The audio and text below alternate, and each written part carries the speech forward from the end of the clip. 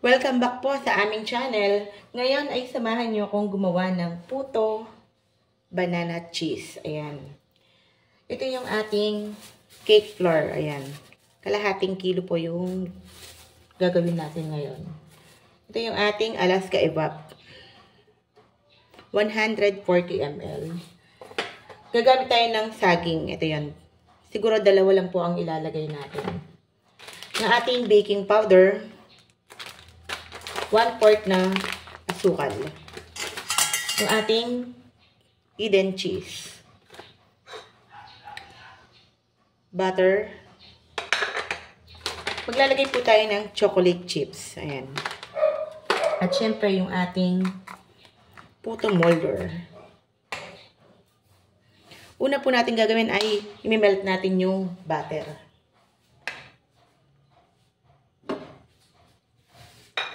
Ayan, nag-melt na po yung ating butter. Ayan, durugin po natin yung ating banana.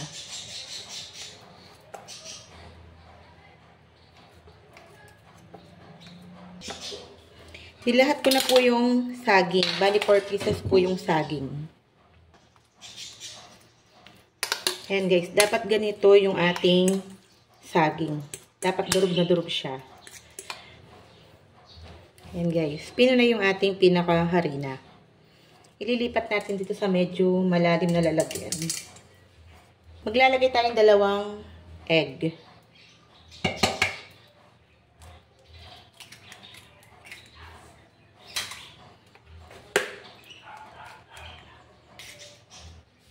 At yung butter natin kanina.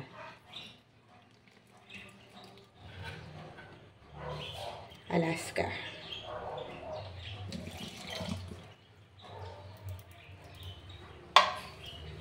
Maglalagay tayong 1/4 na asukal.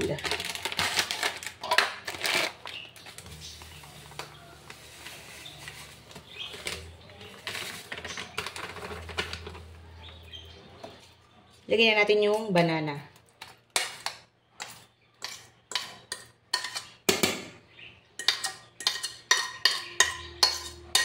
Ngayon guys, maglalagay na tayo ng tubig. Yun pong tubig natin ay tansya-tansya lang. Yan, mimix na natin.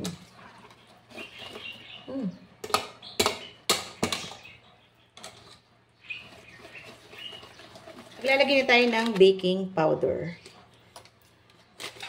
Maglalagay po tayo ng 2 tablespoon. Yan. 1.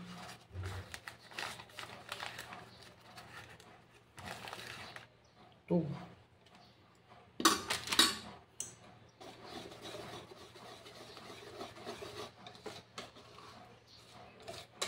Tsaka na tayo maglalagay ng choco chips.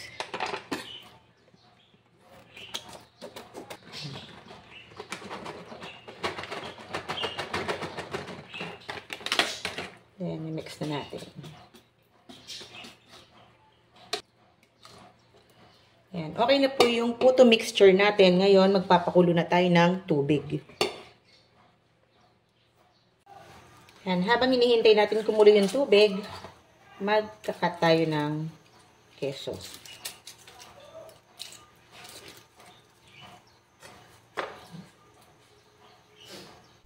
Ay.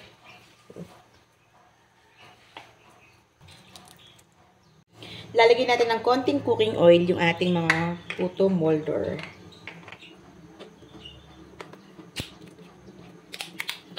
Wala akong pang brush, kaya ganito na lang. Yan, takot lang.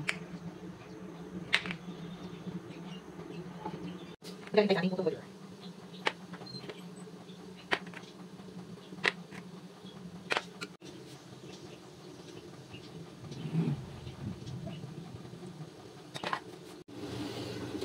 Ayan, kumukulo na po yung tubig.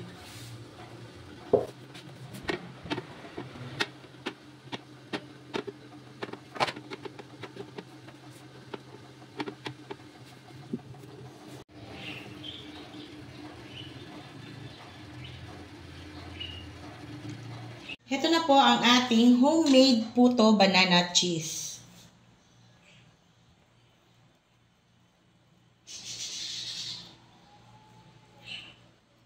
Ang lambot.